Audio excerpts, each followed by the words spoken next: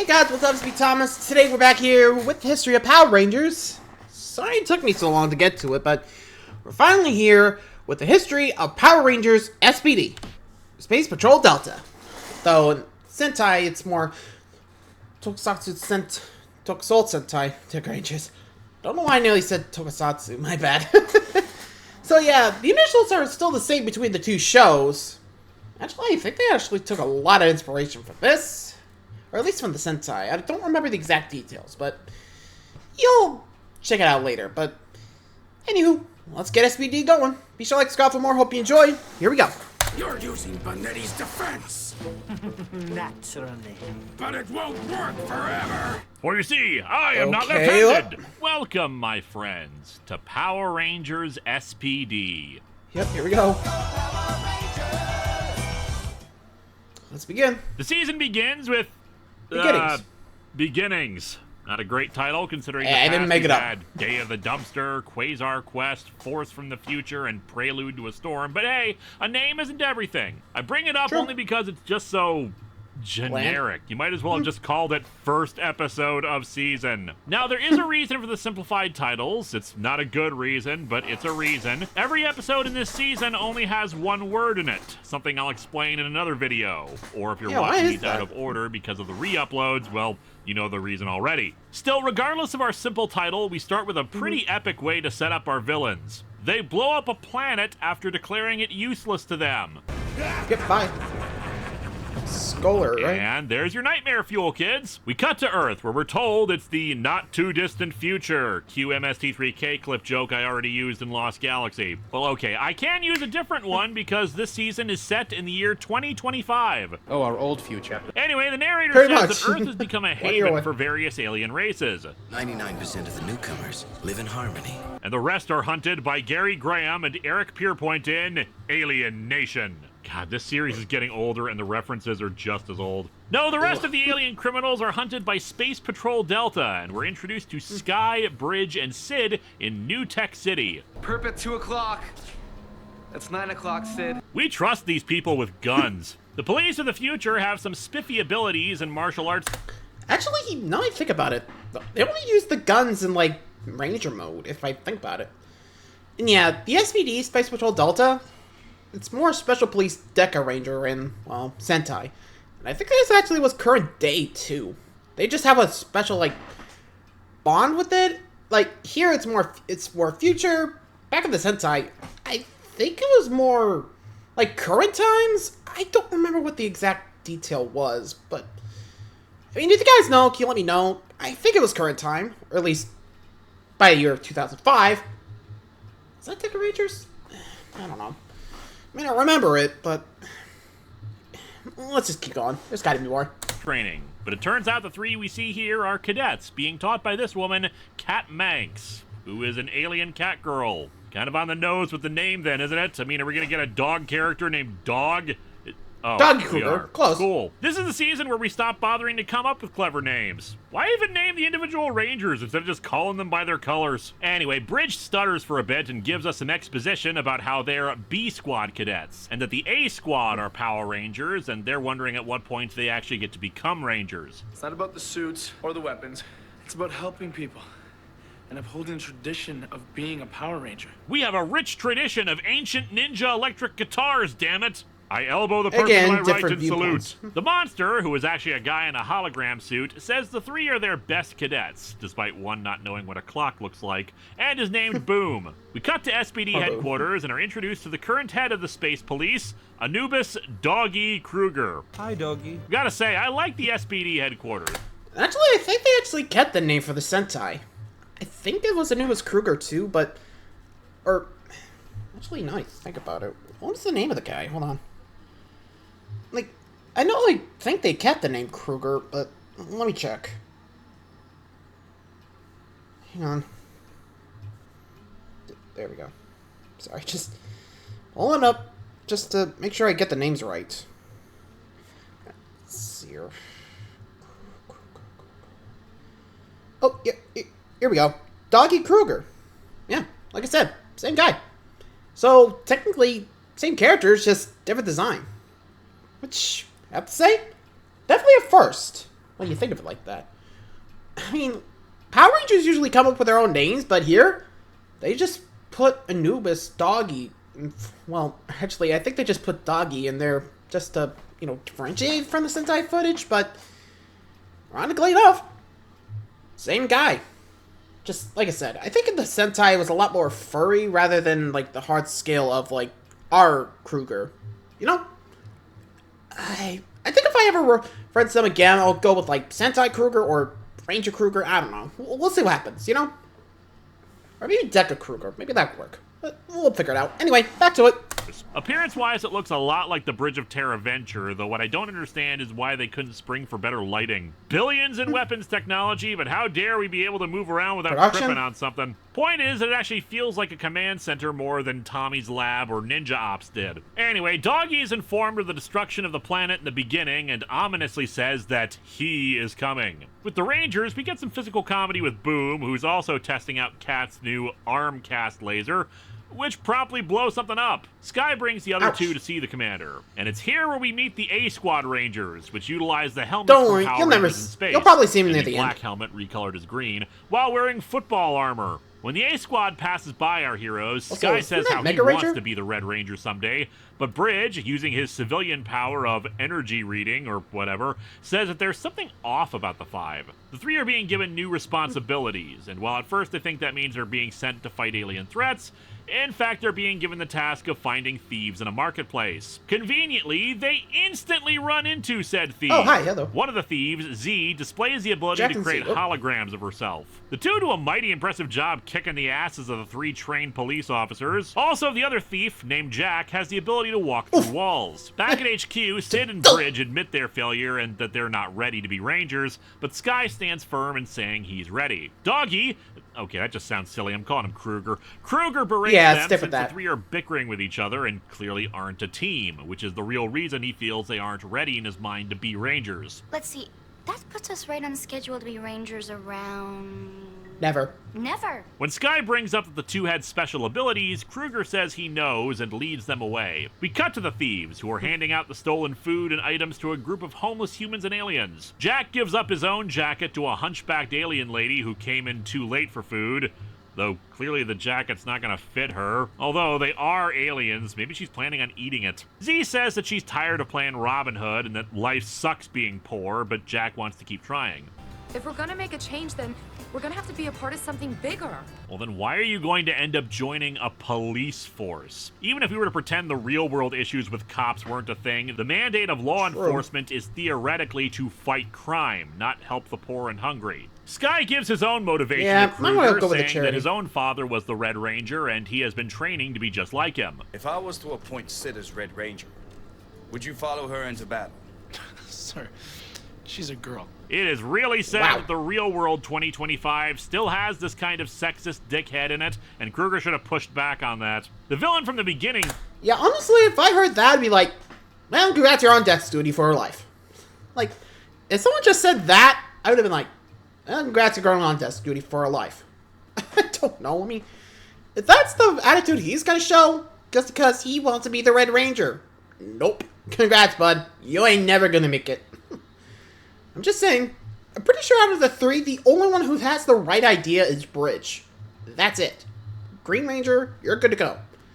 Which is kind of ironic, because I remember back in Operation Overdrive, he does become the Red Ranger, but only after Sky was when, well, I'm not going to spoil it, but you get the idea.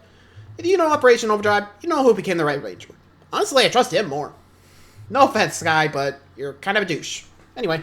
Meanwhile, arrives at some sort of wormhole gate thing, and I'm sorry, I'm really having a hard time understanding what the hell he's saying. It's like he's halfway between growling and mumbling his lines. Syrian space web. Anubis Doggy Kruger is still alive. The gist is, he sends a minion to Earth to retrieve something from a contact he has. Meanwhile, Z and Jack are loading up clothes onto a truck, and an alien comes up to them and hands them a large device, saying not to let them have it, and that the future of the universe depends on it. We then see the alien get chased away, and he's destroyed off-screen. Kruger leads the three Beat Squad members away and says that despite the three not being ready, they're being elevated to active status due to an oncoming threat. SPD morphers. There are also judgment scanners. They will assess the guilt or innocence of those you take into custody. In the future, you aren't judged in a trial by Yeah, your peers, and Boom was but the rather unfortunate a test subject of smartphone that thinks you with a did something cake. bad. Not kidding. Kat demonstrates this on Boom, who had taken the See? last piece of cake from the break room or something. She also says it Dick does move. not make mistakes, which as someone who works with technology, I find dubious at best and Yeah. dystopian at worst. And they turn people into trading cards. Neat. Maximilian Containment Pegasus would codes. love this thing. Containment cards. Guilty, but it was just a piece of cake! It's also very worrying that Yeah, they can use it they on did. someone Cat for something did that isn't move. actually a crime. The three are dispatched again to find the thieves, who in turn toss the device they were given into a garbage can. The B Squad confront them once more, but before they can be reduced to the containment devices in the morpher, a monster, later referred to as a bluehead, appears and dispatches the foot soldiers of the season, called Crybots. Z and Jack make their escape while the Crybots fight the three, though later Jack wants to go back. They were really outnumbered back there. They were trying to arrest us. Besides, it's not our fight. The three decide it's time to morph. SPD! Emergency! Sure, it's just there for the rhyme, but I do kind of like the idea that morphing is an emergency tactic. It's not something they're supposed to be employing all the time. Z and Jack And that is actually true in the Sentai, too. Because they actually say the exact thing. Well, it's kind of reverse. More like, emergency! Dekodoja! Yeah, same thing. Not kidding.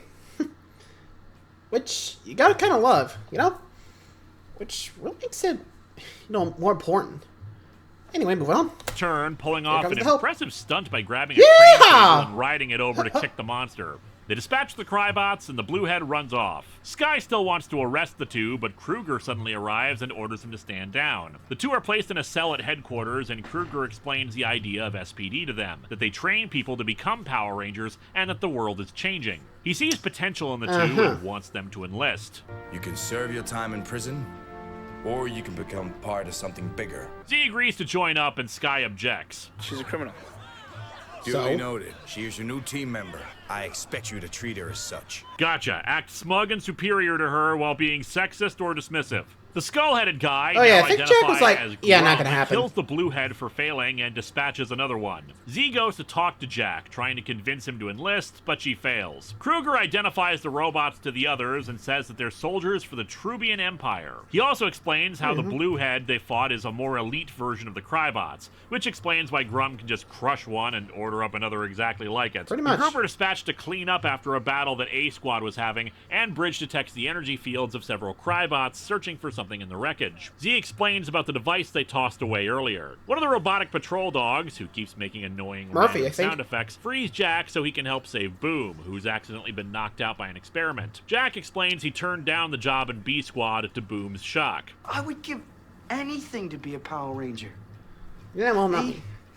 I flunked out of the academy. He says that even though he's not a ranger, they all contribute to making a difference. Our heroes recover the device, and Sky wants to bring it back to Kruger, but the others want to investigate on their own, Z even quoting regulations that they're allowed to take their own initiative. Not that the scene doesn't display some good writing, but on the other hand, wouldn't going back and using the HQ's resources make more sense than just stumbling around? Z consults one of her street True. contacts, Piggy, who tells them that it's a proton accelerator. The Bluehead arrives, and the four morph and take him on. Piggy takes the accelerator during the fight. No one apparently put Jack back in his cell, since he wanders know. around while the Rangers call for backup. However, there's nobody that can be spared, and Jack overhears, realizing Z is in trouble. After some Crybots are brought in to distract the Rangers, Jack arrives and morphs into the Red Ranger. Jack defeats it, and then a mysterious figure flips a switch that changes the entire appearance of the thing and makes it grow. Okay, it's a giant robot that it's piloting, but you don't necessarily know that at first. They call in for the Zords, but Kruger tells them to stand down since A Squad is being dispatched to deal with it. The monster is destroyed, and we see that Piggy has delivered the proton accelerator to Grum, who flies his ship Grum. into the wormhole. Kruger says that the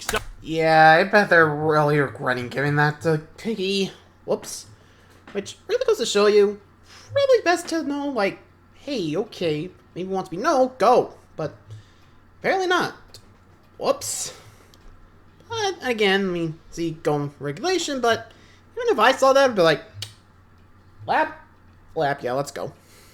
Like, no offense, but probably best to see what the heck we're dealing with here before, checking more. Anyway.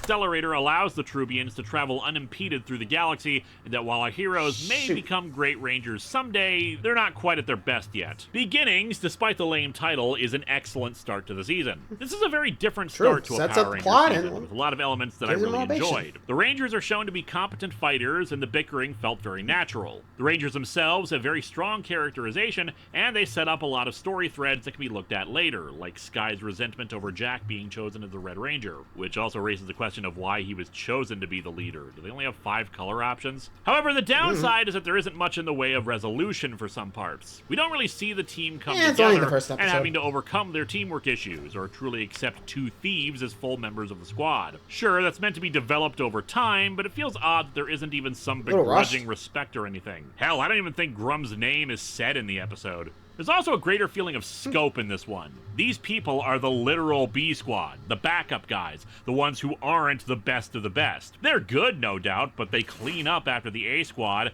and it's the A squad that destroys the giant monster. There's a larger world out there, and they're not the only ones fighting the war against evil. I'm not sure how I feel about the SPD costumes. The first time I saw the helmets, I thought the Rangers were evil because they reminded me of the Psycho Rangers' design. They've grown on me, but I just don't see why the visors have to be so huge and angular. I guess a sharper, more aggressive feel to them than other helmets. The uniforms are very efficient in design, going for just the color and a black number to identify which part of the team they're on. It's just different is all. Not bad, just not what I would immediately think of for a Power Rangers uniform. Still, the efficient design works for a government organization, and the colors are balanced well. The theme song is awesome. It's energetic, it's a rock tune, it's got great melodies, and it's the kind of Power Rangers music you want to have when your heroes are doing something glorious. And yes, it is a Ron Wasserman piece.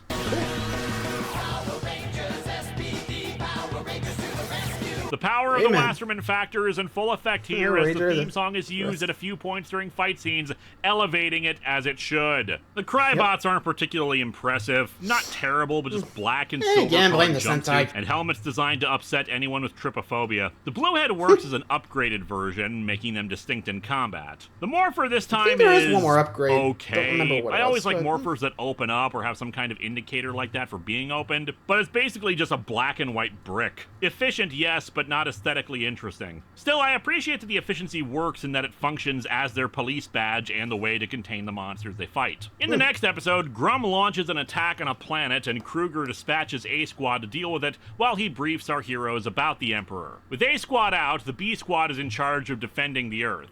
However, that's exactly what Grum wants, instead sending the true bulk of his forces to Earth to conquer it. We also meet Mora, a 10-year-old girl in Grum's service who questions why he's interested in conquering such a puny planet like Earth. He just says he has his reasons. Also on Grum's staff is Broodwing, a mercenary who supplies him with troops and equipment. Mora, in turn, Broodwing was actually the original, villain in Deca Ranger, if I remember correctly.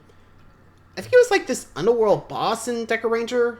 Like I said, I don't remember exactly, but yeah, basically, he's main bad guy.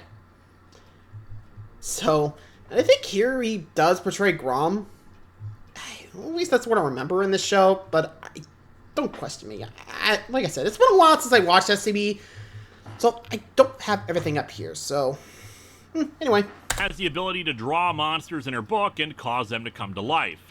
In early episodes, it's hinted that she used to be very different than what she is now, and Grum frequently threatens to change her back. The Rangers head out in their Zords to deal with their first monster, who in turn is using a giant robot. The Zords are vehicles again this season, called Delta Runners, which once more makes sense for an organization created by a governmental body. They form the Delta Squad Megazord, which is surprisingly maneuverable despite being rather bulky. Of course, I do question the idea. Though, this episode, there was this, one gripe I kind of had against it. Jack just suddenly being, I don't know, he suddenly becomes leader and just being kind of a dick. Not working out, not, asking to, cold water, make it shine, that kind of deal. I mean, it was to the point that Kruger had Jack give up the Morpher, which was, okay, a little out of nowhere to be seen. Remember, this is just after the episode we see him as a Robin Hood kind of guy. You don't think he would be the kind of guy to ask like this and just chill it out. Jeez, I'm surprised that didn't kill his character right there and then. Just saying. Sheesh, talk about a 180, huh? So yeah, it took a while until Jack just begged for him to get back in there. Then they could afford the Megazord. Like I said, not joking. Check out the episode 3, by the way. I'm not joking. That's what happened. Anyway. Idea of using buildings for cover, but hey, knowing this show, it's probably just the abandoned warehouse district. They destroy the robot and imprison the monster. In the following episode, SPD headquarters receives a distress call from I think in the Sentai it was more delete. It's likely that the 5 have been destroyed. But enough about plot, let's talk about explosions!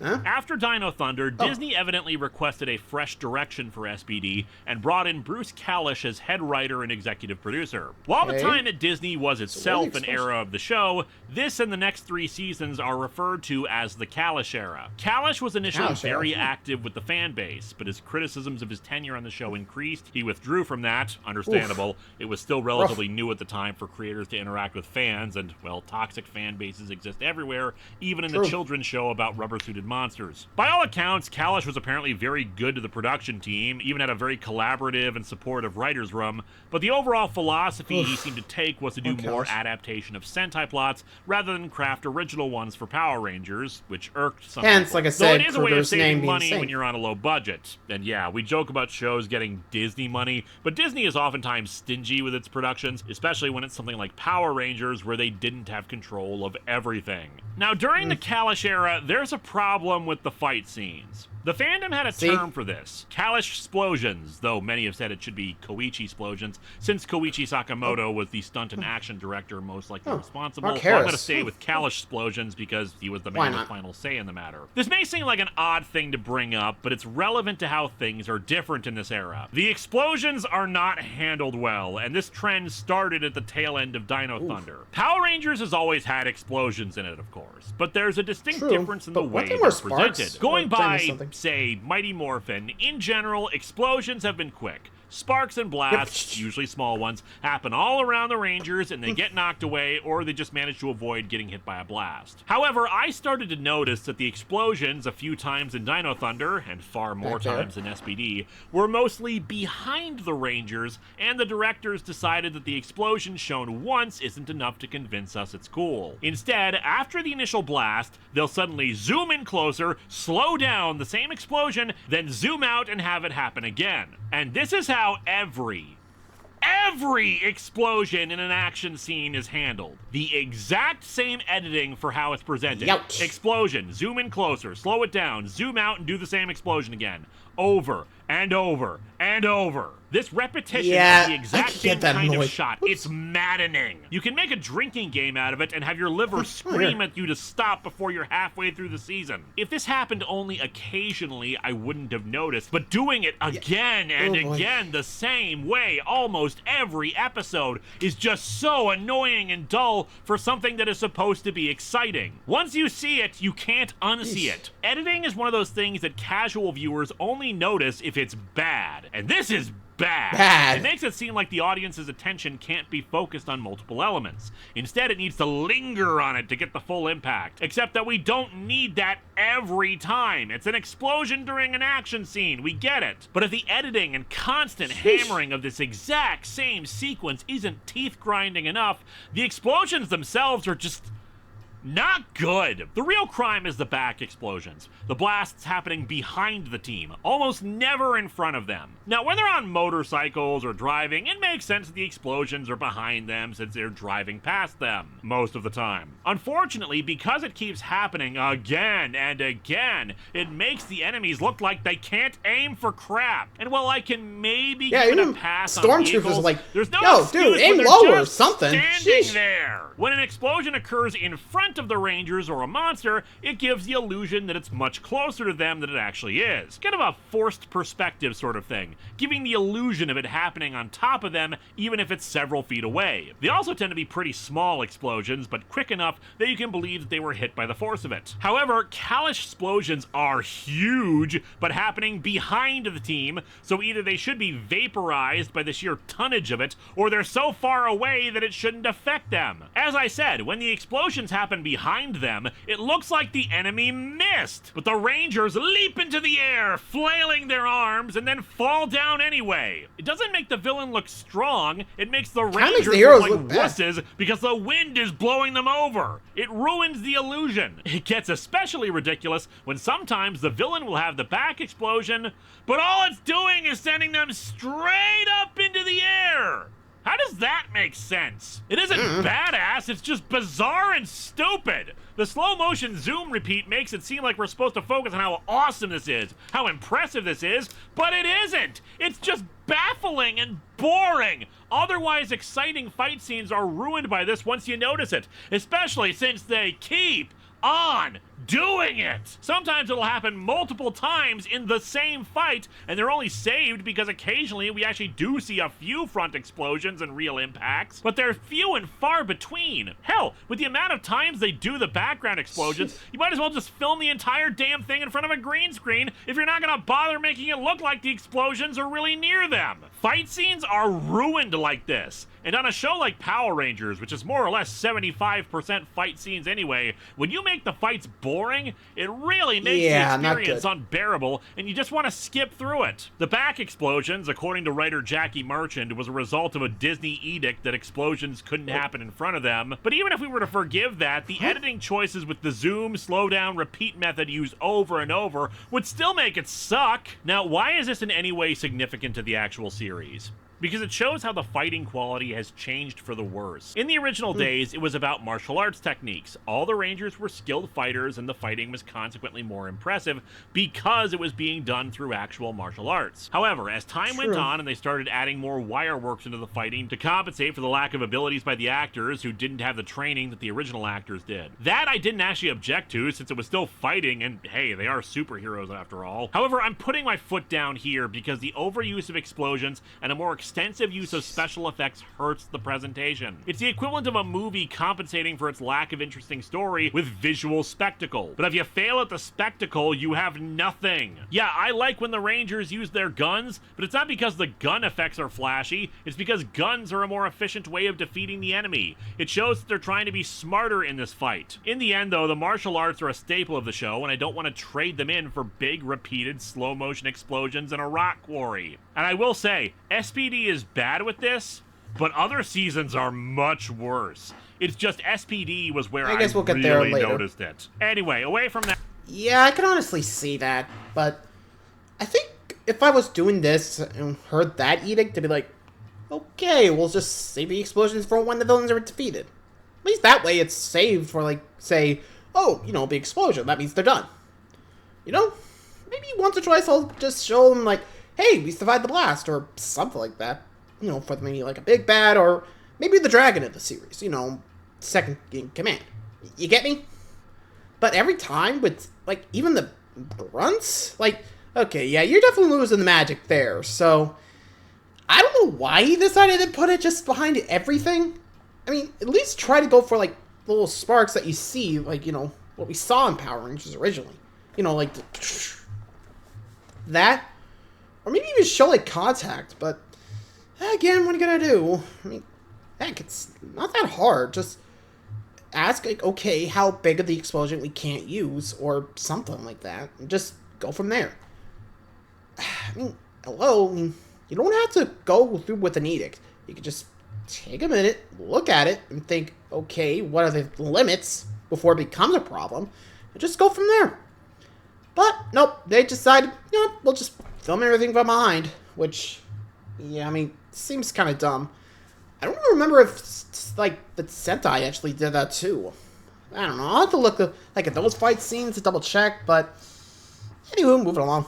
Back to the story. That topic. Another thing to note is that we get a picture of Sky's father, who is in the red Time Force uniform. This has led many to believe that West is Sky's father, which would actually gel a bit with the show supposedly taking place in 2025. However, production-wise, it makes more sense that they just had the costume and decided to use it for this. Could be. Much like how they reused the helmets of the Space Rangers. Sky's last name also isn't Collins, but that can mean anything. Like I said in the Time Force video, maybe West hooked up with someone in college and they got pregnant and she gave Sky her own last name. In the episode Abridged, the A Squad is officially listed as is MIA, and Jack volunteers the squad to try to go looking for them, but Kruger refuses since they're needed on Earth. In the two-parter Sam, Bridge wonders if there's a larger plan at work, since the 5 of them just happen to all end up at SPD and all happen to have superpowers. Wait, do they not even know why they have civilian powers? They just woke up one day and figured, hey, I can walk through walls, neato! The episode itself is about a little kid with powers who is recruited by Mora because he has no friends. Z takes it upon herself to try to help him because of her backstory, but the real story here is revealed in the second part. Having these gifts is not the only thing that you all have in common.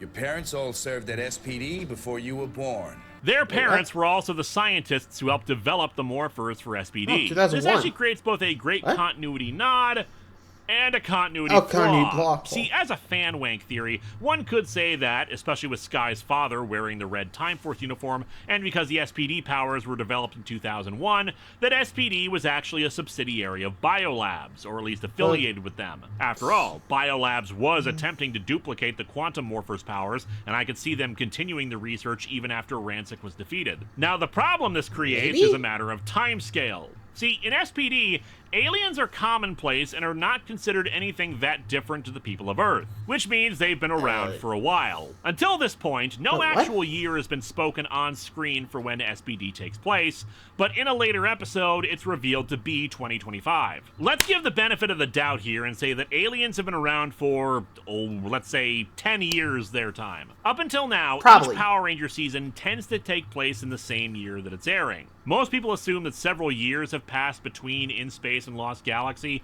but the timescale of all the series coming after it means that can't be true, mostly because of the team-up episodes. I've read one theory that says that the wormhole from Miranoi could also be a time portal into the past, but that just seems a little far-fetched on top of everything else. I originally made the SPD video in 2012, and said that if Power Rangers continued into 2015, that we weren't going to see aliens start become integrated with human society. And I was right. Power Rangers continued on beyond it and didn't mention all this. The point is that sadly, I was hoping to say that since they never outright state what year SPD takes place in, it could be placed anywhere in Power Rangers and continuity will be fine. The 2001 tag...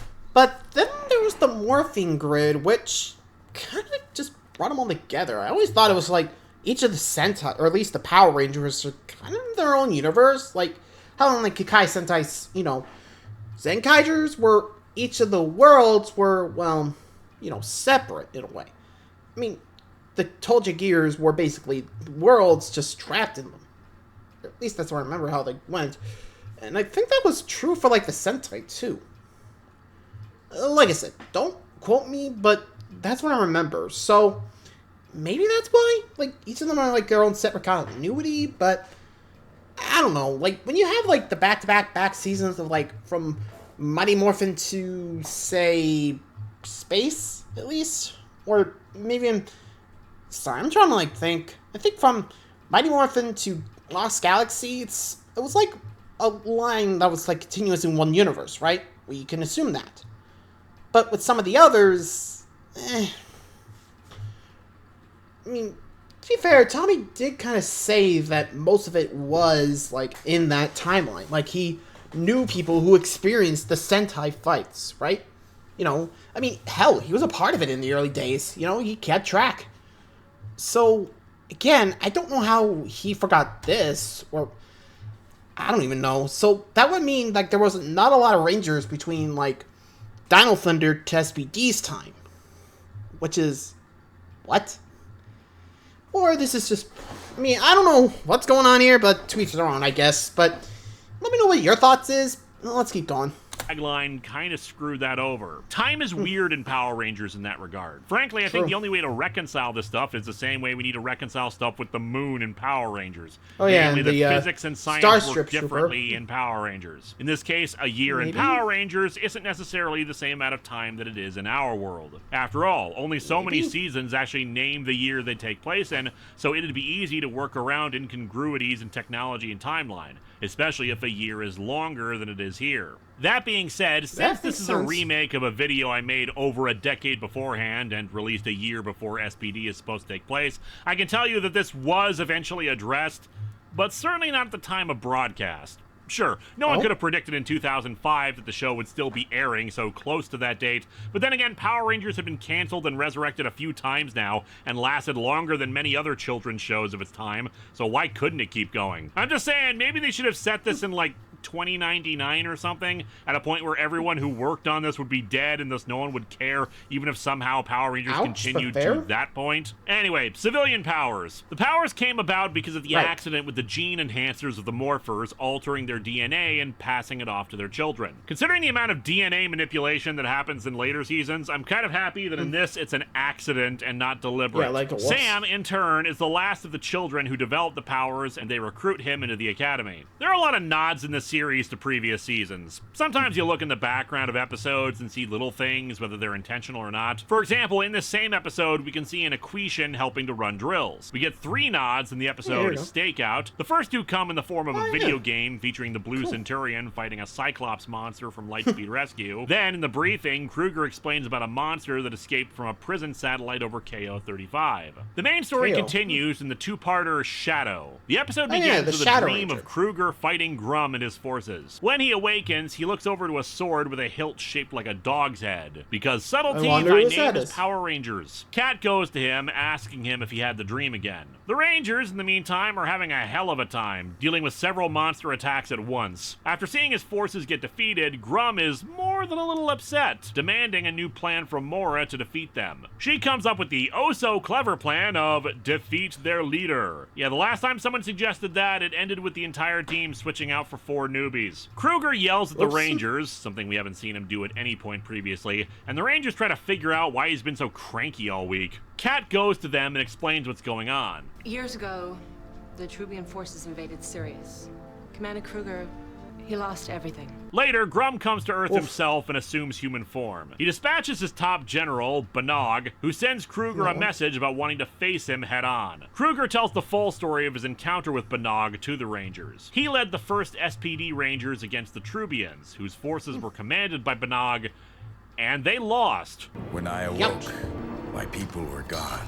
I was the last of my squad, last of my kind. He vowed to never pick up his sword again after his failure. Grum walks around Earth, his presence killing flowers near him. Makes sense, his normal form is a bunch of rotting bones, the smell must be surprised he wasn't the Reaper. He wonders why he should ever bother with such an unimportant, meaningless planet, implying that someone else is directing him to do this, but begins his plan anyway. A giant robot drills up under the city, and the Rangers are dispatched to fight it. Kat thinks Kruger should be out there with them and says that he left out the most important part of his story. Kruger tells her it's not his place, but Kat gives him a gift. Kruger refuses it and orders her to get out. Kruger recalls our heroes as the robot starts putting giant spikes in the ground. The Rangers insist they could deal with them, but Kruger says they don't know what they're dealing with and will wait until they know more. Boom runs in and says that Kat isn't in the base. She soon attacked in the open by Trubian forces and taken prisoner by Banog. The Rangers all stand together and tell Kruger he's out of line after he yells at Boom to do Kat's job. Kruger tells the rest of the story, that his wife was also taken by Banog and he never saw her again. After the Rangers discover that Grum is on Earth, Boom explains that the things he's unleashing are proton spikes, which are harmless by themselves, but can't be pulled from the ground without deactivating them first, otherwise they're destructive. In turn, if a mega neutron spike is put in the center of them, it would create global earthquakes that would annihilate the planet. The group gets another message from Banog telling them that Kat has been taken, and Kruger needs to go to designated coordinates or they'll kill her. Kruger sends the Rangers to stop the spikes while he takes up his sword again to save Kat. While the Rangers fight a giant robot, Kruger arrives at a rock quarry. I've come to avenge the spirit of my people, the honor of my fallen comrades, my wife. A huge force of Crybots surround Kruger, and the general says that he'll only fight Kruger if he can defeat 100 Crybots first. And in order to do so, Kruger used the gift Kat left for him. Repeating! Emergency! Okay, immensely cool looking, especially since his number is 100. A nice match as a reminder for his first outing as the Shadow Ranger. But I do have to wonder, what the hell happened to his snout? Is it just pushed up against the helmet? With this, the truest sword in the galaxy, I will right all wrongs. In a neat touch, as he charges at the Crybots, a counter appears in the lower right. counting off how many Crybots he has left to defeat. Within 2 minutes, they're all annihilated. Of course, with all things, the inverse ninja law applies, and Banog is a tougher opponent than 100 minions. Banog mocks Kruger for his previous failure and tries to end it with a final laser shot. Kruger charges at Banog and he deflects the blast over to Kat, freeing her. The Rangers manage to destroy the giant robot, saving the city while Kruger defeats General Banog. However, when Kruger charges him with the kidnapping of his wife, the judgment device registers him as innocent. He's still guilty of all the other stuff, though, and he's imprisoned in the card. Back on his ship, Grum considers his failure in a nicely unhinged manner. It will not happen again. No. That won't be necessary. I can do this. No more mistakes. Shadow is a very good two-parter, that's definitely but it really is too fast-paced for its own sake. What probably would have helped is some setup beforehand. We've gotten some of Kruger's backstory in an earlier episode, or a few moments previously where he looked at his sword and just considered it. Then again, by this point, foreshadowing never seems to be something done very often in Power Rangers. I fear nothing except one. However, one good thing was that Kruger by this point had been established as a character in his own right. Wise, accepting, and very balanced. As such, seeing his behavior in this episode comes off as a genuine change for him, and we understand why. The story itself is structured very well and definitely one of the best of the season. In the next two-parter, Wired, we get to see the other cool aspects of an organization of Rangers. The B Squad is training the 5 members of D Squad, yet another group that could potentially become Rangers later on. There is a hierarchical structure as they tell one cadet that if she continues her impressive work, she'll make C Squad in no time. This does beg the question of why the B Squad Rangers haven't already been promoted to A Squad status, considering the main A Squad is missing. In the same episode, they unveil the Delta Base Defense System. The system allows the Delta Base new weaponry and modes. The building literally becomes a tank, mobile and powerful in its own right. Phase 2 of the system reconfigures the building into the Delta Command Megazord, with a full cockpit for all 6 Rangers. We gotta admit, also, from what I remember in this two-parter, that cadet they were talking about, you know, the one that could go up the C Squad if she keeps up the work. If memory serves, it was either a cyborg or a robot. I don't know. It was like one of the two, but I think I remember correctly, it was the latter. And, well, basically, they had to, like, use her processing power to access that second phase of the defense system, you know, in the Megazord. Which, okay. Who made her, then? I'm sorry, I'm just like, what? Where did that come from? Sorry, like I said, it's just something I don't remember back then. Like I said, it was like, the base Megazord kind of reminded me of that, you know? It's weird, but, what are you gonna do? Moving on. I hate when the Megazord separates the Rangers, so whenever we get to see them together, it's fantastic. At the end of Wired Part 2, as punishment for yet another failure, Grum makes good on his threats to Mora and transforms her back into an adult named Morgana. Bridge manages to expand his civilian powers to make him partially telepathic. We also learn that a glowing orb is following the Rangers around for a few episodes. Grum distracts the Rangers to steal a material called iridium, which will allow him to merge various metals together to increase their strength. In the following episode, Dismissed, Kruger calls out Grum, wanting to have a direct confrontation with him. We also learn that it was Kruger who cut off Grum's other antler. Grum arrives on a motorcycle. Wow, you're the head of an evil empire and you travel around on a motorcycle like you were friggin' Ghost Rider. Well, by the way, this epic battle is basically the Shadow Rangers all on ATVs and Grum on a motorcycle shooting lasers at each other and having Kalish explosions behind them. Or to the sides of them sometimes, which really doesn't make any sense. And then Grum just retreats and it doesn't feel like anything was accomplished. Because nothing has. Well, consider yourself conquered. I gotta go. By the episode of Perspective, the Rangers finally see the glowing orb as it saves them from some Crybots. However, the episode itself is an interesting take on a clip show. Instead of showing clips from previous episodes, it shows the same fight scene from each of their points of view, emphasizing how awesome the individual Ranger is to themselves. While it doesn't really take the concept to its full potential, it gets dull seeing basically the same thing 6 times in a row. The episode better serves as an example of the team, well, being a team. When the show began, Kruger mentioned how the three Rangers were at odds with each other, and while we've seen them be friends with one another, they still get into fights. By this episode, we see that while on an interpersonal level, they've still got ego problems, during actual combat, they work as a team and execute their mission very well. At least at this point. Next up is the two-part Messenger. Boom, in his spare time, constructs a radio with the intention of finding old radio broadcasts beamed into space years ago. But instead, he picks up a distress call from the future, the year 2040,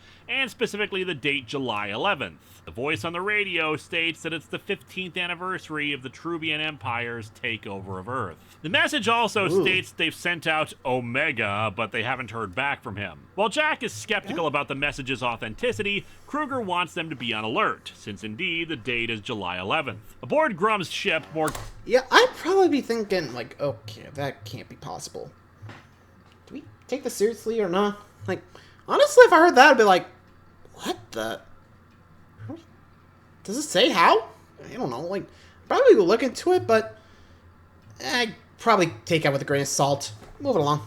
Morgana is training to fight the Rangers, telling the Emperor that she also called in some assistance from a powerful warrior named Shorty. Morgana finds Z first and attacks, the two engaging in a very impressive civilian fight for a bit, while the other Rangers fight Shorty. Z morphs and does her best, but Morgana kicks her ass something fierce. She then leaves, laughing at Z and promising to finish her off later. Z rejoins the other Rangers, who have also been forced to demorph by the monster. Morgana assumes control of a giant robot and plants some kind of device in the city. The Rangers head out in the Megazord and fight her, but Shorty finishes working on the device. Fortunately, the Shadow Ranger arrives and stops them from activating it. However, after some more fighting, they still activate it, and it just ends up being fireworks. And they needed a huge device for that. Why? Actually, the fireworks are a signal for Shorty's big brother, Devastation, who arrives and knocks the Rangers away by just waving his sword and shooting them for a bit. Devastation, wanting the Rangers to feel fear after a humiliating defeat,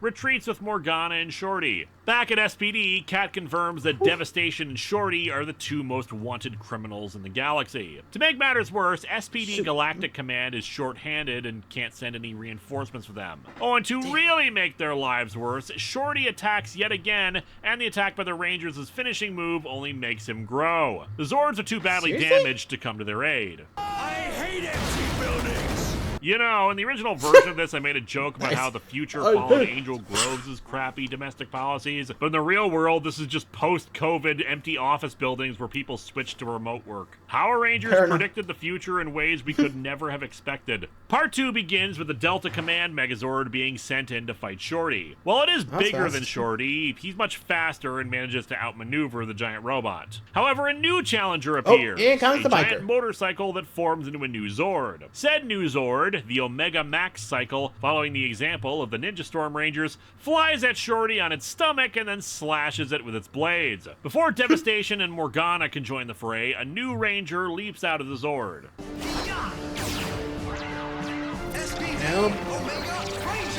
He has the ability to slow down time, which he demonstrates by stopping laser pellets headed for him, which doesn't make a lick of sense, since they still have the same amount of inertia and force. It's just they appear to be going slower, but then again, this is Power Rangers, the show where Kruger's massive nose will be scrunched up inside a flat helmet. The Omega Ranger forces the two villains to withdraw, and the other Rangers talk to him. He reveals himself...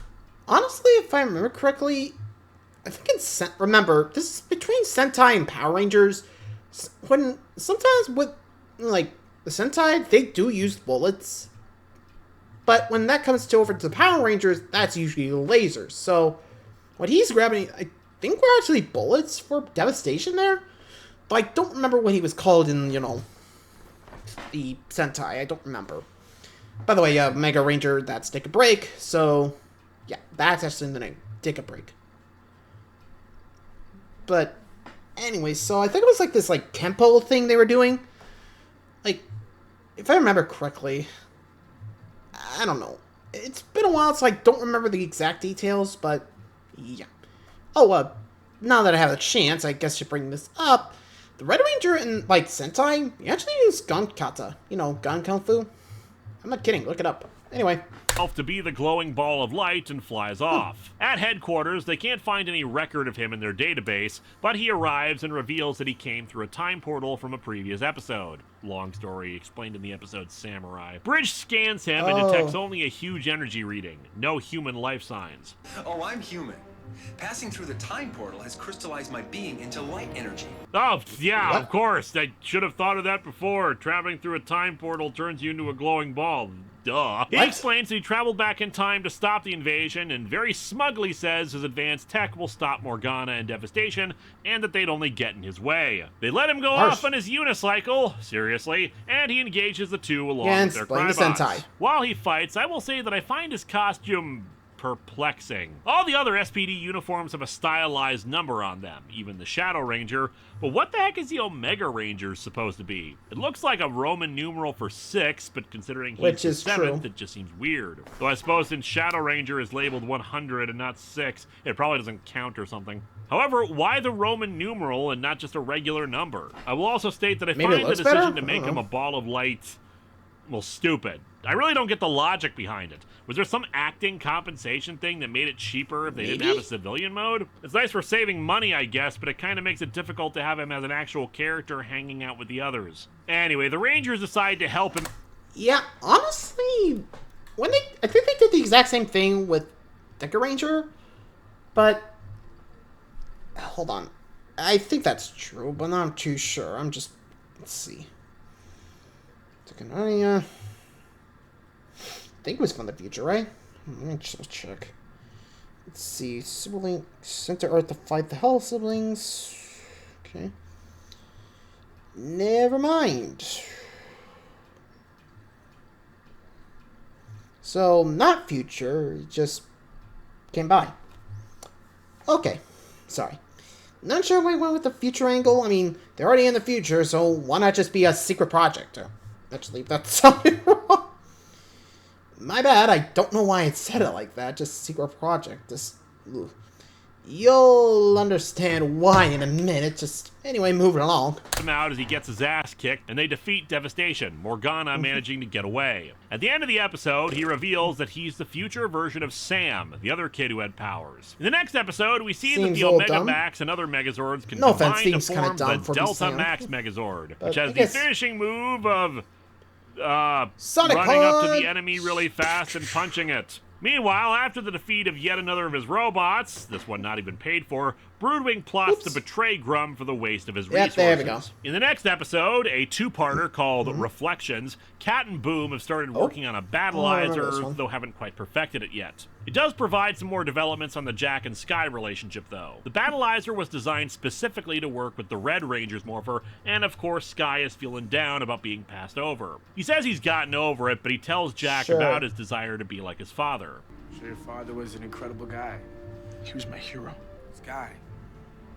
Heroes come in all colors. This episode is also cool for another reason. Sky is sent to interrogate a criminal mastermind on a prison planet who can escape through any reflective surface. There's just one thing I love about it. In addition to covering up all the reflective surfaces of Sky's uniform, the producers apparently had the foresight to also cover up his eyes. It's just so rare to see that kind of forward thinking, and I really have to give it kudos. However, the larger... That's actually kind of incredible, though.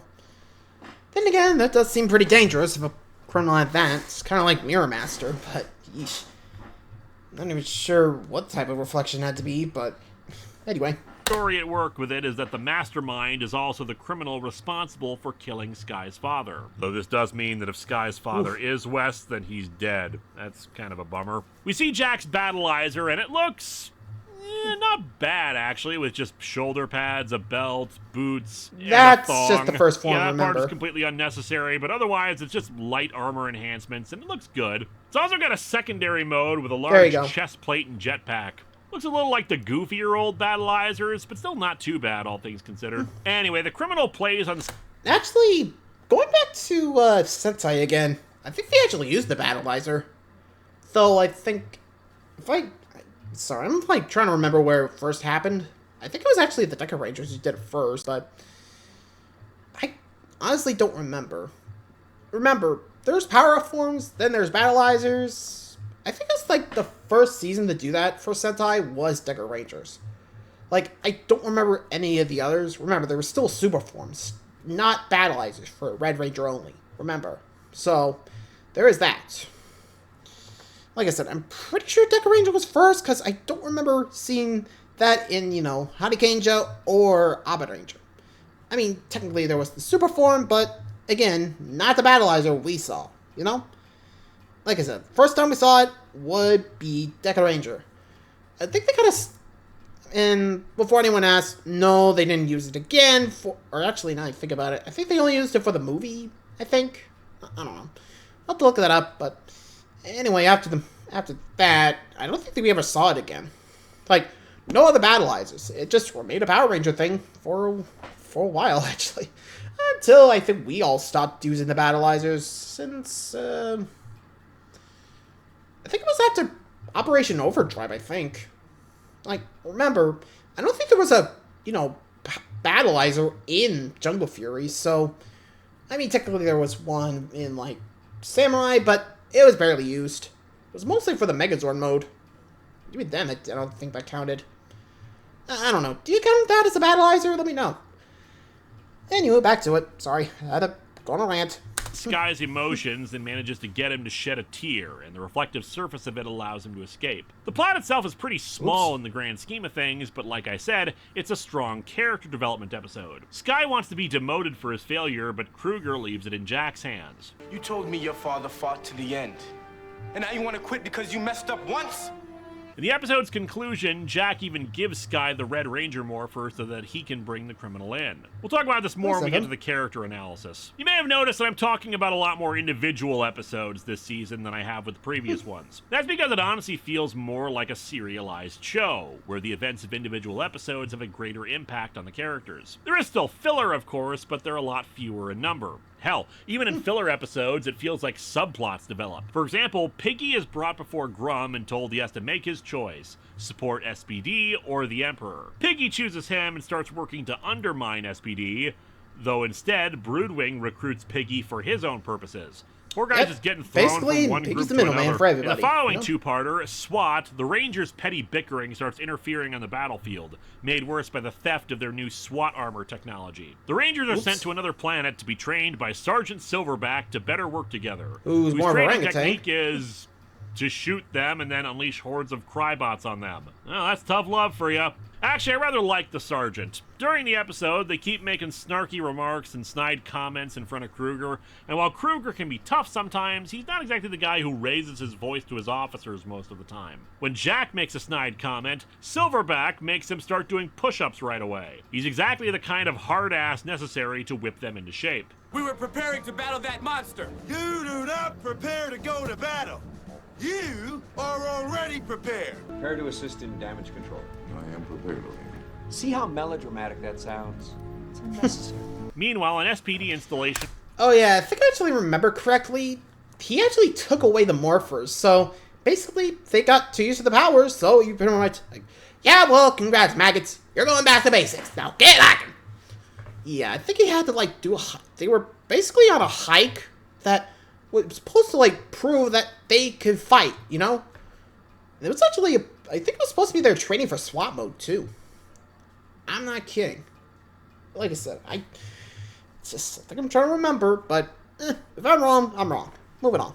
On Gamma 4 has been attacked and destroyed by Grum's forces, but there's a mysterious element to the message. The last distress call had them yell out, "They're not the," before communications were terminated. The Rangers are eventually forced back together again after a series of grueling obstacle courses, and they realize how much they need and care about each other. There you go. They return to Earth in their new SWAT gear, which actually makes them resemble A-Squad quite a bit, and looks pretty good for battle. A lot more streamlined, to be honest. Though Piggy manages to get the data for the SWAT technology and gives it to both Broodwing and Grum. One thing the villains don't get, though, is the new SWAT Megazord, made up of 5 SWAT flyer vehicles. Its finisher move is to turn itself into a giant gun, and yet they seem to imply that they're still trapping the enemy in a card. Maybe that's why the Kalish Explosions are so unimpressive. Blowing something up doesn't actually kill them, even when it's a giant robot in the shape of a gun. In a follow-up episode, we get a bit more character development for Kat, though really it's just to show how needed she is on Earth, and also give her something unique. SPD! Emergency! SPD Cat Ranger! Yeah, it only lasts for 1 hour and it's never used again, but that still brings the total Ranger count for the season to 8, the most we've had on a single team, plus the first canon instance of an orange-colored Ranger on any team. Following that, there's another...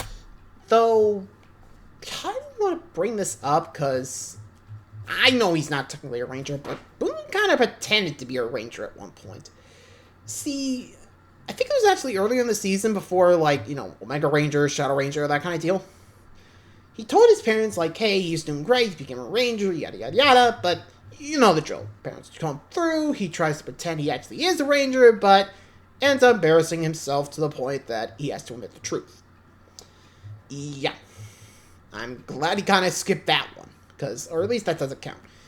But I think that's actually the only time, or at least the only time in Power Rangers we actually do see kind of a fake Ranger.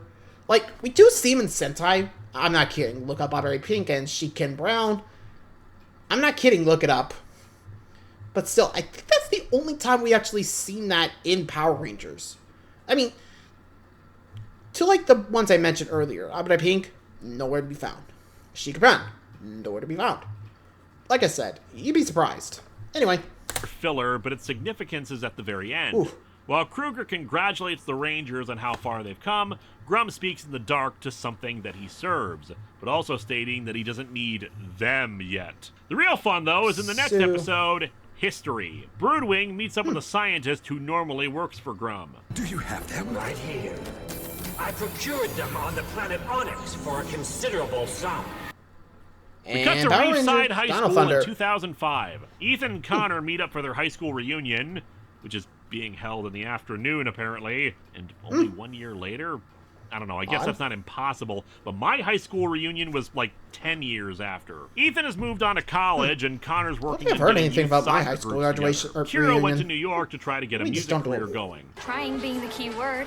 They're going with some new girl named Lady Gaga. I just know she's gonna crash and burn. Oh, I'm already all over the radio, singing a cat litter jingle. It's honestly not a bad jingle, but it's no cat loves food, yeah, yeah, yeah, yeah. However, as they walk to the reunion, they're teleported to the future and confronted by Broodwing, who says they'll help him destroy the planet. Within a split second, they kick the monster back and grab their Dino Gems. Thank you. Not sure how the hell they saw them in that short amount of time, and run off.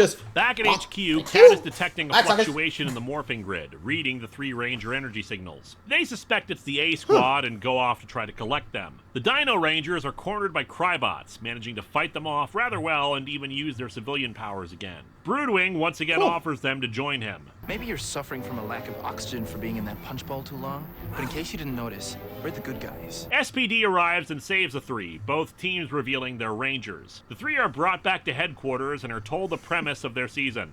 Okay, I'm not complaining, but our command center was a cave. The Dino Thunder Rangers are eager to go after Broodwing, but both Kruger and the SPD team don't want them doing anything, since they're not trained to fight the Trubians, and they don't want to put them in danger, especially since Broodwing specifically wants them. Let them help!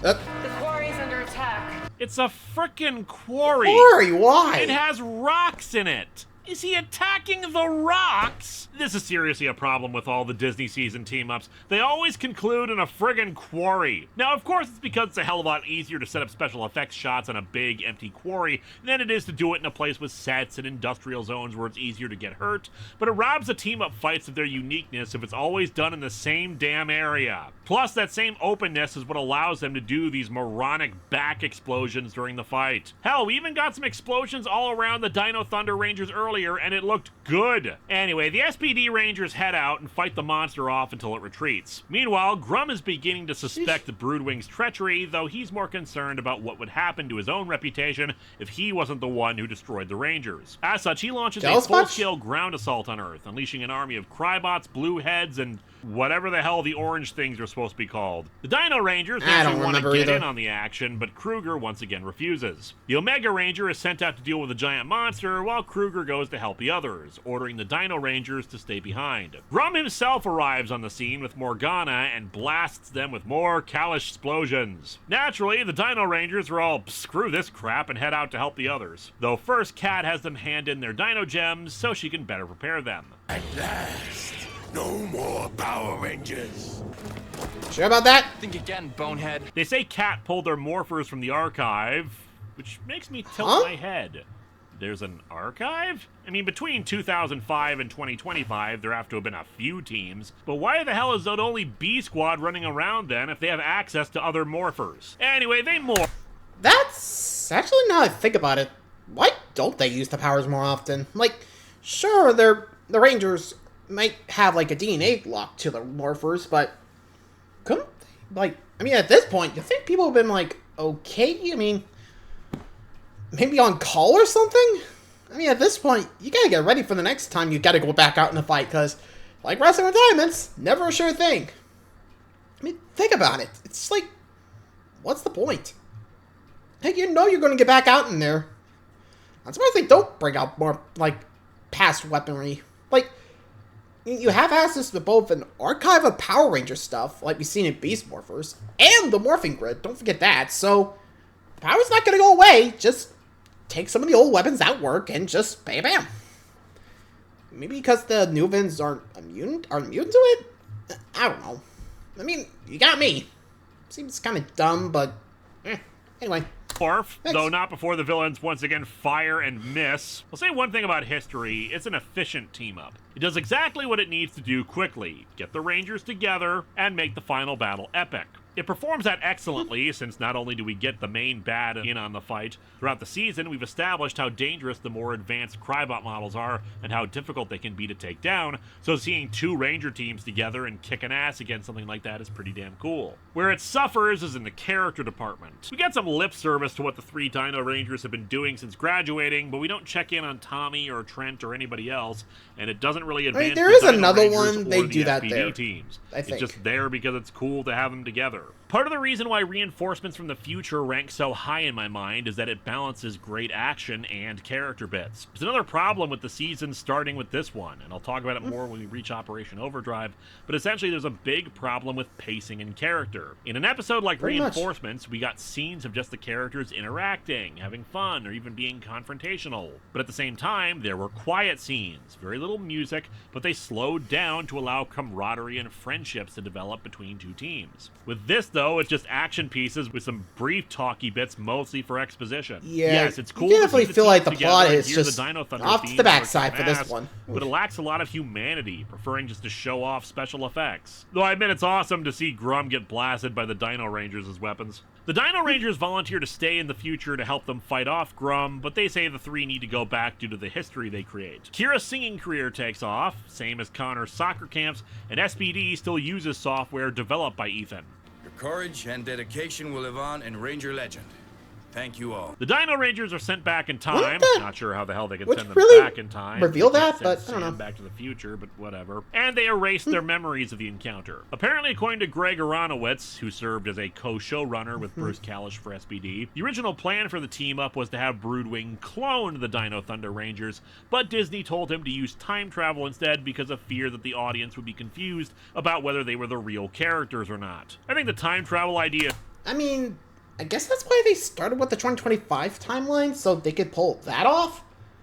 How much would I bet they actually were going to do, like, this advanced secret police force, but in reality, nope, can't use that, so we're going to have to move our team up a bit by, 20 years?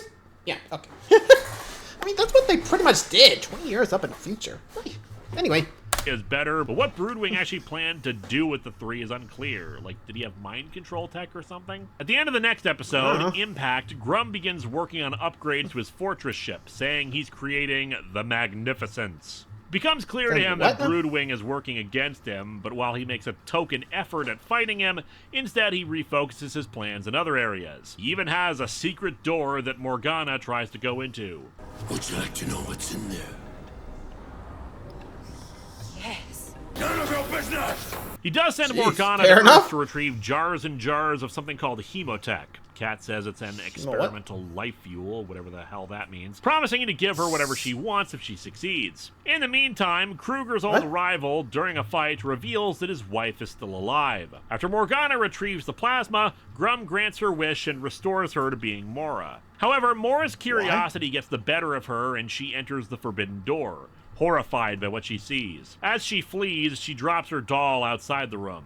The next episode, Insomnia, is a clip show, My but guess, it has a zombie? good framing device for it. The Rangers overhear Kruger talking to Kat about how he hopes the A-Squad is alive, but also that he sometimes wonders whether they'd have beaten Grum by now if he hadn't sent them off. As a result, the Rangers, all suffering from insomnia, meet up and consider how they've developed. Grum discovers what Mora has done and throws her back into the room with the Magnificence. A pullback only reveals a bunch of purple energy. Back with the Insomniac Rangers, they also wonder why Grum hasn't just nuked Earth from orbit, since he's done so before in other conquests, and speculate that he needs something on Earth, and they begin putting together the pieces. Many of the items he's stolen throughout the season, including diamonds, gold, iridium, radioactive pieces of a meteor that they had destroyed in Impact, and the Hemotech plasma. They realize that Grum must be constructing some type of weapon with all the materials he's stolen, and tell Kruger about how they overheard him. If you had, you would have heard Kat and I agree that if A-Squad was that good, they would not have fallen into Grum's hands. They also tell him about what they figured Fair. out. However, as the episode ends, the energy pulls away from Mora's eyes. Yes, magnificence. I pledge my allegiance. However, there are other concerns building as Grum's ship enters a wormhole and leaves their galaxy. The Rangers are ecstatic at first, thinking he's retreated, but Kruger says he knows him too well to think he's left for good. Kat detects the wormhole, and what's worse, it's a temporal anomaly, meaning he's traveled through time. Where has he gone? Great. I'm just about to defeat the dreaded Maxidrum when his evil ship comes by and destroys all that I've done. Can you believe it? The Dino Thunder Rangers are bickering with each other And here when we go Grum's again. warship flies right over Reefside. Wait, Huh? Ethan, is that a pop station you're playing? Ethan, have you secretly Is that been a thing? Stuart Ashens this whole time? Grum's I don't plan know. is to screw over the space-time continuum by conquering Earth in the past. Back in the future, Seems dumb. present, whatever. SPD headquarters. Kruger says they're SPD going time. to follow Grum back, but because they can't leave the planet undefended, he's only sending Jack, Bridge, and Z. The Dino Rangers So, run into 3 Rangers. Zeltrax and a squad of Tyrannodrones, confirming this takes place before Mesagog's final defeat. But Zeltrax and the drones are taken by Grum. SPD arrives in the Then where's past and lands Mesagog? in front of the Dino Rangers. They explain the situation to them while Zeltrax is recruited by Grum to help him eliminate the Rangers. They tell the Dino Rangers to stay out of it. Actually, now I think about it, why isn't Mesagog here? Like, you think with the big bad of Dino Thunder, but then again, Mesagog rarely ever fought, so... I'm not surprised he's not here, actually, now I think about it, but... Interesting, I'm surprised they never really met. Though, can't even imagine what the, like, context would be between those two. Anyway.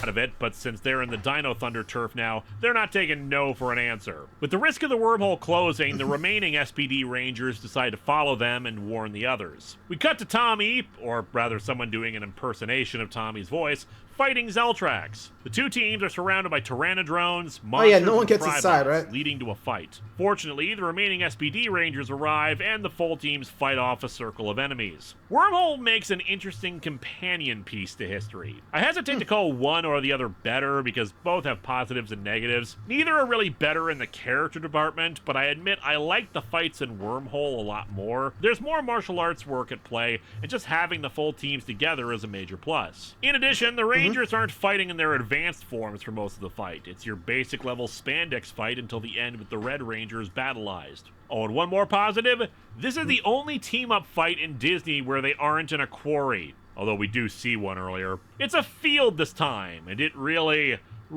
helps it stand out. According to Jason David Frank in 2008, he was never contacted about appearing in Wormhole, though I would guess it probably would be because on top of the other guest stars, flying him back to New Zealand would have put the show far over budget. And hey, it's just like Dino Poor Thunder. Frank. He only appears morphed for a good chunk of it. The pacing is still not great, and while I like the fights more here, there Poor are way Jason. too many of them. Not even sure exactly why they did 2 team-ups like this. And if they were going to, why not make it a 2-parter instead, like Thunderstorm last season, rather than 2 team-ups separated by 3 episodes? I've read that Yeah, I'm the surprised episode was they did originally that. released I don't as a know why. direct-to-video exclusive, so why not just have both be like what they did for Drakina's Revenge? Grum at first That could doesn't work. care if the wormhole closes, but then Moro reminds him that at this point in time, he hasn't conquered as much of the galaxy as he has in 2025, meaning he'll have to reconquer Yeah. everything. The 2 Ranger teams finish things off So with that's their a nope. combined weapon blasters set to their theme songs, and it's a nice touch. The teams make their farewells and their memories are erased again, though this time Kruger oddly erases the SPD Rangers' memories of it as well, himself included. Weird. Oh, and he didn't do it to Tommy or Sam, so they still remember. The penultimate episode for the season is Resurrection. It has some nice character development for Jack as he meets a woman and helps her distribute some clothes to the poor to bring him full circle. But the other thing that's occurring is Mora, who's influenced by the Magnificence to finally abandon her childishness and toss away her doll. What terrible thing should we do today, Emperor? We'll get into Jack's development more later, but the bigger issue is what happens near the end of the episode. SPD gets a distress call from the planet Gamma Orion on the restricted SPD channel, and the Rangers are sent to investigate. They find the wreckage of a crashed ship as well as some Trubians searching around it. After defeating the Crybots, they force open the doors to reveal A Squad. Oh, hey, female Red Ranger. You're a girl. Red's a girl? Negative. I am a meat popsicle. The one trivia note on this, though, is that according to one wiki, Bruce Kalish had to fight Disney in order to make the A-Squad Red Ranger a woman. So kudos to him, despite what we're going to be seeing soon. After returning to base, Kruger dismisses B-Squad so we can begin debriefing the return team. Remembering what happened at the start of the series, Bridge reads their life signs, once again noting how their colors are off. Plus, he points out how strange it is that after a year of searching for them, they just happen to easily locate them. However, the others are more concerned with the fact that they're once again being relegated to B-Squad, meaning they're the backup crew. Hey, you never know, guys. Maybe they're all assholes and we'll get fired. You'll be coming with us, Commander Kruger. You have an appointment with Emperor Grum. Yeah, see? Called I think it! your jobs are secure.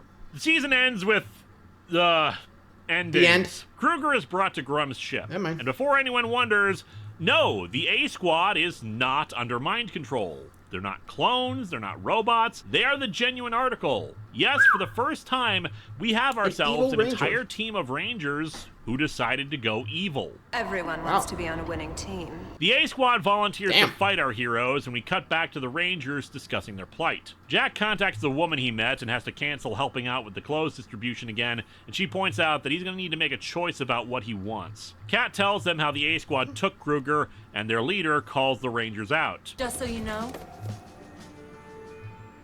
Commander Kruger told me you're the best he has ever had.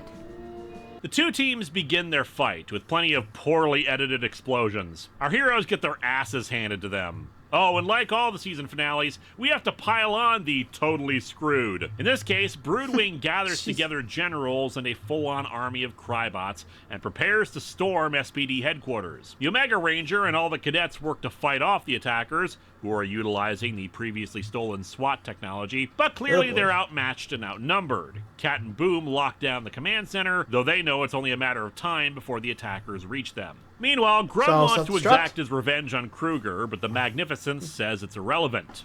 I have spoken. Yes, you have.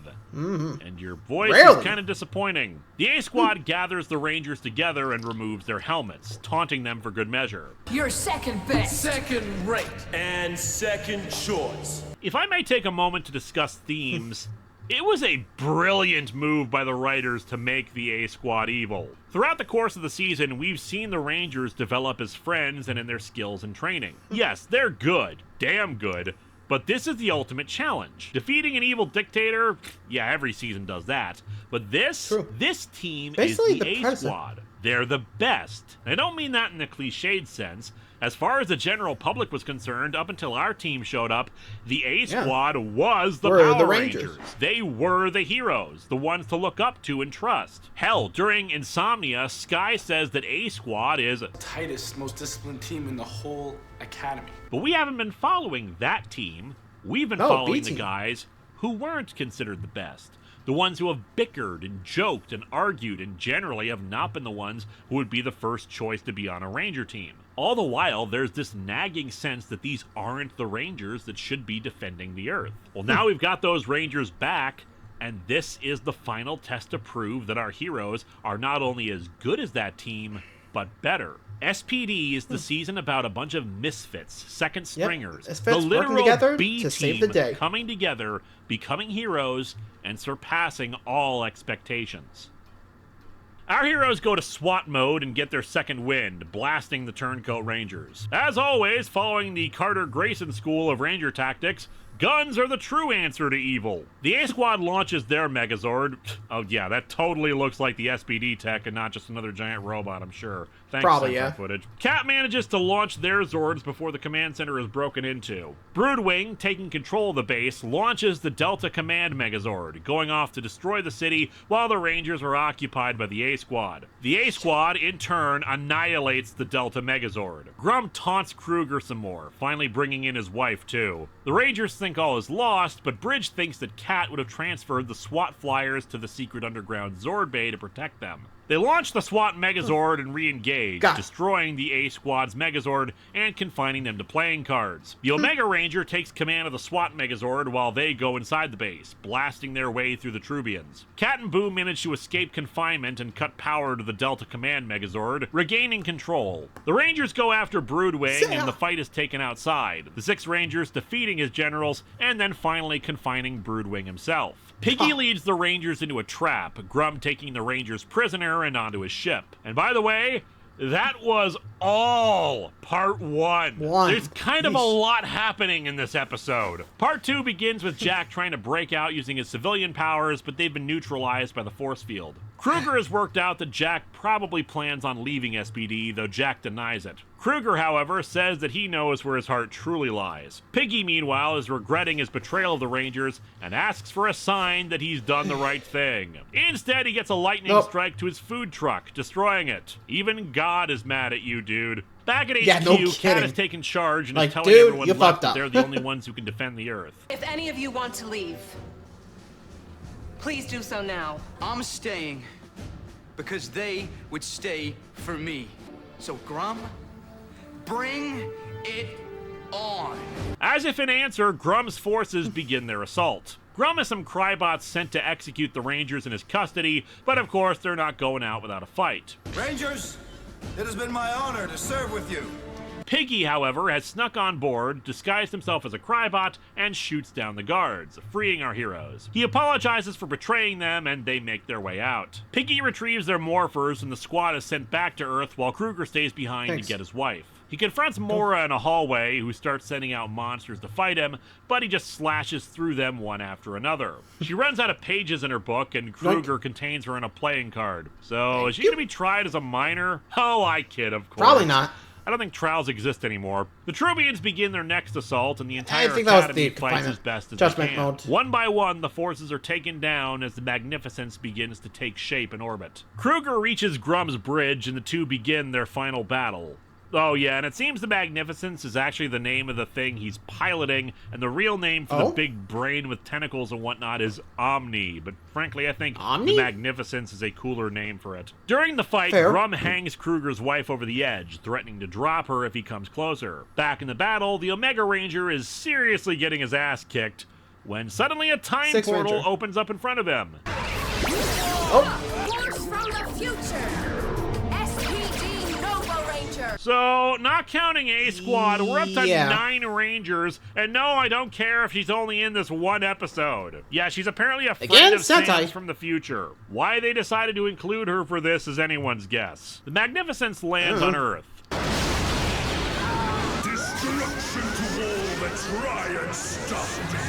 Kruger, just to show how badass he is, runs up, stabs Grum, goes over the edge, grabs his wife and flings her back up, grabs Grum, and Grum drops over the edge. Meanwhile, the SPD Rangers arrive to fight the Magnificence, and just to bring in more to this final battle, the head of all SPD, Commander Birdie, and Sergeant Silverback arrive with reinforcements from the galactic headquarters of SPD. Since Kruger is still inside of the Magnificence, he starts working to sabotage it. They locate a weak spot and open it up for the Rangers, allowing them to shoot it and annihilate the Magnificence. After all that build-up for this thing in Omni, it is down like that. Wow, they held the tension for a full second. As the team starts celebrating, however...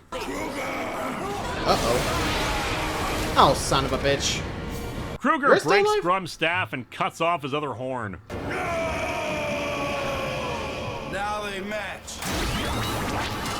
Sometime later, That works. Kruger tells the others that Jack has resigned from SPD. The others are promoted to A Squad for everything they've done, but they refuse the position since they are B Squad. Kruger says that's fine, that there simply won't be an A Squad from now on. And he repeats the question from the start of the season if Skye will follow Sid as the Red Ranger. Sir, I'd follow anyone into battle you felt worthy of wearing the color red. Naturally, it's just a test to see if he's developed and he's made the There you Red go. Ranger. See? The time portal opens, allowing Sam and the Nova Ranger to go home. Who we and never for a learned the brief name second, of. we can see them unmorphed. Meanwhile, Jack Sheesh. has gone back to charity work, Piggy even acting as a business partner for them. Our heroes get the call to action, Jack happy to see them off. Ready! Ready! SPD emergency! Oh. SPD rocks, and I really enjoyed it. It still has plenty of problems, but a lot of them are forgivable in the grand scheme kind of annoying, things, but much in the same got way on it. Dino Thunder's flaws can be forgiven. But let's go over a few anyway. Grum is difficult for me to evaluate. On one level, I really liked him. He had a powerful empire, he blew up planets, and his general aesthetic was dark and moody. His design is really cool, like a serious take on Skeletor, and occasionally we could see his eyes behind the red lenses, and they More like looked Skeletor inhuman. meets Zed. On the other hand, half the time I can't understand what the hell he's saying. He goes to Earth several times on his own to ride around on his motorcycle as if he was pretending to be Ghost I blame Rider. producers It on turns that out one. he's just a pawn for some other creature. A creature with no backstory, no explanation of Yeah, who or turns out what it he was is, the dragon and who to gets that taken thing. down fairly quickly. It's a plot point given a lot of attention for nothing. Nothing. He could have just been a powerful monster he was crafting for his final assault. It's That like they could work, realized he but needed a still reason dumb. why he wasn't just blowing up Earth, so concocted this thing in charge of him. But in turn, we don't even know why Omni doesn't want to just blow up the Earth. While the motorcycle True. parts were Again, stupid, but I he also love was the quicker to enter idea the of fray just himself him than a lot just of other getting a evil bigger enemies. monster to I give wipe him it all in points one for go. that, especially since he does seem to be pretty powerful. Really, his biggest flaw is that he lacks personality. He's just gruff and grumbles about conquest, but has nothing else to make him stand out. I will say this, he's probably one of the most effective villains in the series' history. His strategies tended to utilize diversionary tactics a lot, making the Rangers fight a monster in one area, while his forces are in the process of stealing or working on some other goal. And in fact, it usually succeeded, and he'd get away with his plans. Not many villains can actually rarely say failed. they had victories in their run. Keyword Hell, rarely. he's the only villain who has had an entire Ranger team join his side by choice. Paid up. Though apparently the original plan was for them to be brainwashed, and this version is shown in the JetX comic series for the show. But yes, this is the first series where we actually see Rangers go bad of their own free will. It's a pity we don't actually know very much about these Rangers. Why all 5 of them decided to do this? How long had they been planning like you said, this, winning et cetera, et team, cetera. but, It's one of the could've problems of this worse. series. Their treachery is a great twist, but we have no connection to them other than them being occasionally mentioned a few times, and they're given no chance to have personalities of their own. And they're fought. Yeah, honestly, I think if they, gave us a few episodes where we did see A Squad kicking ass, we could have built a better bond with them in a way. But, no, they just disappear for most of the season, which does give B Squad more of a chance to shine. But, again, doesn't really... I mean, it's a good twist, just not one we would see coming since we barely saw A Squad, you know? Honestly, like I said, I think I would have kept A Squad in for a few episodes to show, oh, hey, you know, they could do this, just there. Maybe, I don't know, maybe first half have them in action? I don't know. At least that's what I would have done. And maybe it'd be, serve as a backup kind of source, because I can see what they're wearing would be, the A Squad uniform, and what we see would be B Squad. You know, something below actual top gear, right?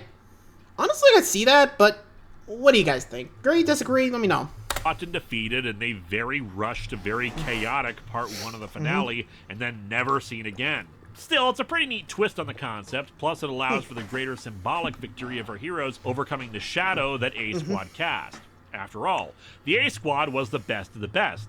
Normally the people we'd be following in the series. The foot soldiers were pretty neat, and there was a clear hierarchy to how they worked. Your basic level Trubian forces, then the blue heads, and finally the orange heads. Hell, the higher-ups actually had the occasional speaking line, and usually when the villains broke out the blue or oranges, they were much the more oranges were effective actually fighters. Broodwing is a pretty main standard one. villain fare, never really getting interesting, but just cool in that we see a villain motivated by profit and not necessarily just Again, conquest. Underworld The King only in the reason original he turned Sentai. on Grum was because Grum stopped paying him for all the equipment and troops he supplied. Mora and Morgana, unfortunately, were wasted potential. We really don't know much about her past or why she prefers being a little girl. I would have loved to see where she came from and what brought her into Grum's service. The civilian powers this season don't bug me as much this time. I think the reason is because the powers are, well, original. Your basic superpowers are stuff like super strength, flight, super speed, etc. However, this season, the powers feel more unique and not as widely utilized for superheroes. A defensive shield, hologram duplicates,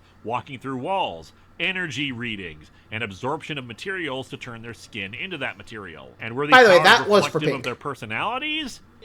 No. Well, kinda, actually. Jack's civilian power is to walk through walls. He starts as a thief with a heart of gold, indicating he doesn't see any boundary or property as something to stop him or get in his way of doing or getting what he wants. He and Z have a close friendship, mostly because they grew up together on the streets. He's also a very independent person, wanting to do things his own way. He starts off that way by just not wanting to join SPD, preferring to help out in small ways to the poor and unfortunate. Later, in Impact, he almost sacrifices himself to destroy a meteor heading for Earth because he's a better shot than Sky. Finally, in Resurrection, he finally comes to realize that he wants a life outside of being a Ranger and actually stands up to Kruger, upset that his duties are interfering with his personal life. His decision to leave SPD is sad, but understandable.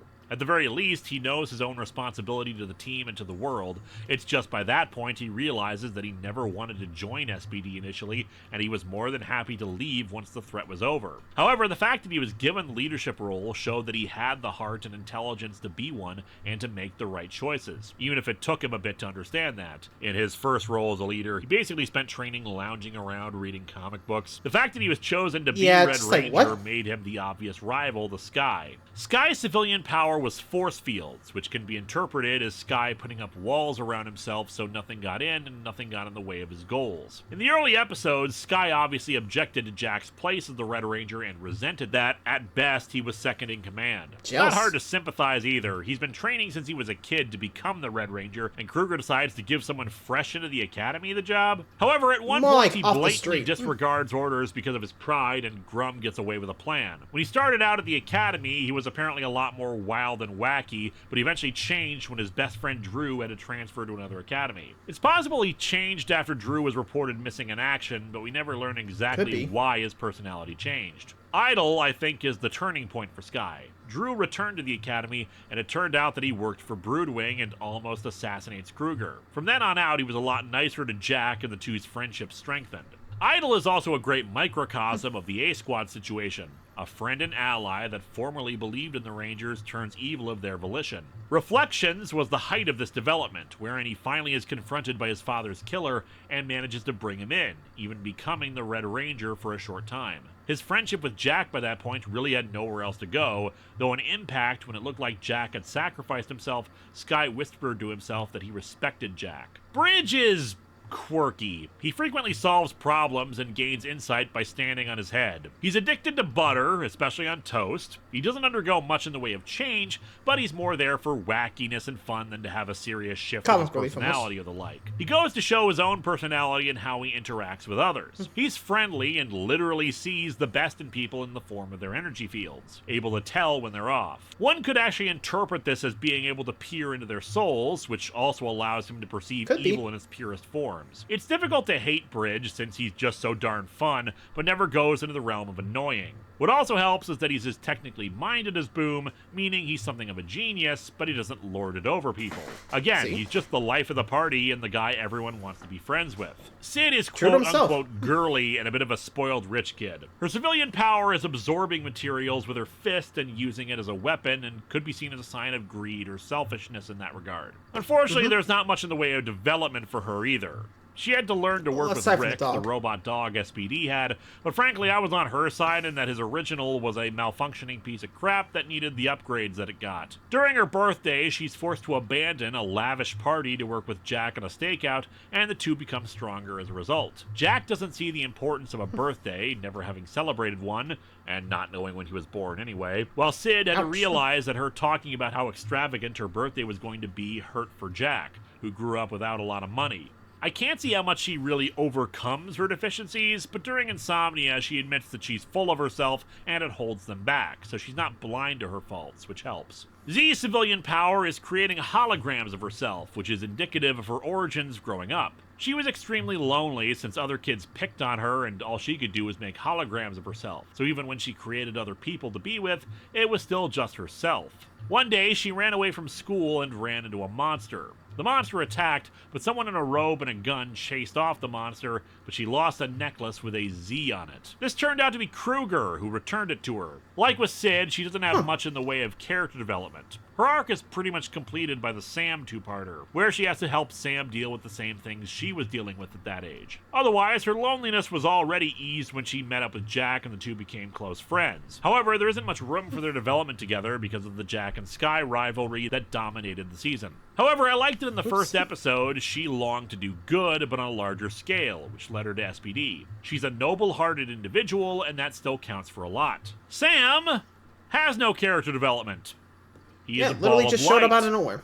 Moving on. Kruger, despite being one of the main Rangers, does not have much in the way of development either. While he is haunted by the loss of his wife and 2 Ranger teams, it doesn't really affect his decisions outside of the Shadow two-parter. It's fine, really, since Kruger is also supposed to be the mentor figure, and he serves it well. Wise, patient, but able to step in and get the Rangers into line when they need to. He knows when to be firm and when to let the Rangers use their own discretion. The only time he lost his cool when he didn't need to was, well, during Shadow, when he was distracted by his own past. Still, the guy gets his wife back and ultimately is the one who defeats the Magnificence and Grum, so he's kind of a badass. Nice, good dog. Cat and Boom don't have much in the way of development, but they're just strong secondary characters. Boom in particular is very sympathetic since he wants to be a ranger, is brave and intelligent, but he lacks the physique and combat skills. In the episode devoted to him, we saw that he truly desired to be the Orange Ranger and to help fight alongside the others. It's a pity he never really got to more for the like in the series, but hey, he was still awesome